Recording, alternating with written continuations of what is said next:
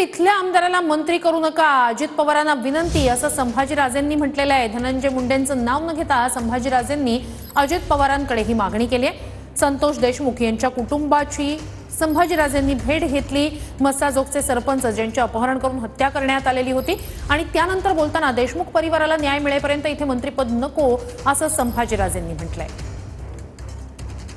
माझी विनंती राहील सुद्धा अजितदादांना, हे तुमच्या पक्षातले लोक आहेत, जोपर्यंत हे घडत नाही, जोपर्यंत याला न्याय मिळत नाही, तुम्ही तुमच्या या इथल्या मतदारसंघातल्या आमदारांना मंत्रीसुद्धा करू नका।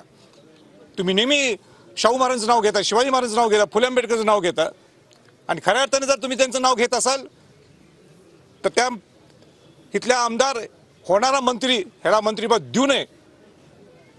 तुम्ही थांबा त्यांचा मंत्रिपद, सगळ्यांना न्याय मिळत पण ही माझी भूमिका नाही आहे, ही इथल्या सगळ्या सामान्य माणसाची भूमिका, इथल्या ग्रामस्थांची भूमिका आहे। कोणाचंही नाव घ्यायच्या आधी त्याची चौकशी होणं, एखाद्यावर आरोप करणं फार सोपं असतं, पण एखाद्याला बदनाम करून त्याचं राजकीय करिअर संपवणं फार सोपं असतं।